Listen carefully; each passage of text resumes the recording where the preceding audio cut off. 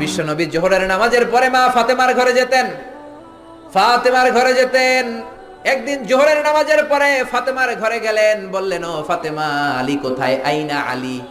ফাতেমা বললেন, আব্বা, আপনার জামাই আমার সাথে ঝগড়া করে বের হয়ে গিয়েছে।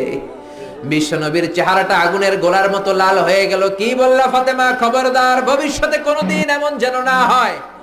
তুমি আমার কলিজার টুকরা, নয়নের পুটলি, তো কি হয়েছে? আলী যদি তোমার উপর নাখোশ থাকে, আমার নবীর মেয়ে হওয়ার কারণে জান্নাতে আমি তোমারে কিছু করে দিতে পারবো না রে ফাতেমা। আল্লাহু আকবার। খবরদার, আলীরে কষ্ট দিও না। কোথায় গিয়েছে আলী? ফাতেমা বললেন, মসজিদে নববীর দিকে গিয়েছে। বিশ্বনবী আলীরে খুঁজতে লাগলেন, যে দেখলেন ফাতেমার স্বামী সাইয়েদনা আলী মসজিদে নববীর বালির মধ্যে শুয়ে আছে। সুবহানাল্লাহ। আমাদের মসজিদে টাইলস আছে না নাই? এয়ার কন্ডিশন, তুর্কিমেনিস্তান থেকে আনা কার্পেট আছে না নাই?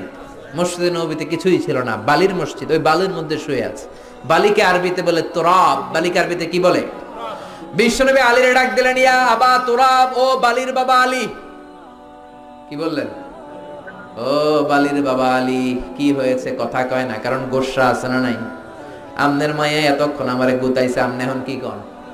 উডুম না, খামু না, জামু না, রাগ আছে না নাই? বিশ্বনবী বললেন, ইয়া আবা তুরাব, ও বালির বাবা আলী।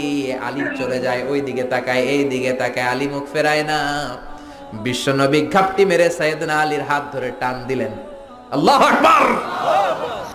ও মিয়া, বিশ্বনবী যদি কারো হাত ধরে টান দেয়, কেউ কি রাগ করে বসে থাকতে পারে নাকি?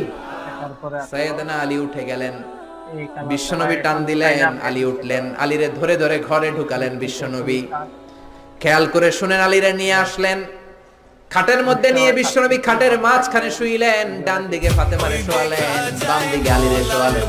এবার গল্প শোনাতে শুরু করলেন, রাগ ভাঙ্গায়। সুবহানাল্লাহ। কি নবী ছিলেন, কেমন করে মিলায়া দিতেন। ডালে আলীরে শোয়ালেন, বাম দিকে ফাতেমারে শোয়ালেন, মাঝখানে বিশ্বনবী ছিলেন। কি রোমান্টিক শ্বশুর, গোটা বিশ্বে পাওয়া যাবে এরকম শ্বশুর। আল্লাহু আকবার। দুইজনের শুইয়ে দিয়ে মাঝখানে গল্প করতে শুরু করলেন। দুইজনের মুখে হাসি ফোটালেন। আরশের উপর থেকে খুশি হয়ে গেল কে?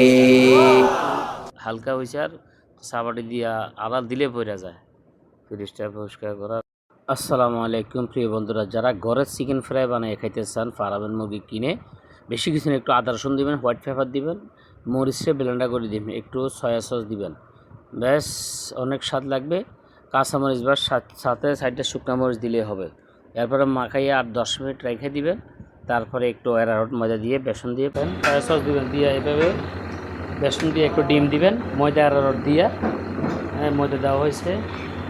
এরপরে অ্যারারুট দেওয়া দিয়া সাইডে অ্যারারুট দিবেন, সুন্দর করে মাখাইয়া একটু করে এমন হবে কালারটা, সেম অ্যারারুটটা দিলে এমন হবে।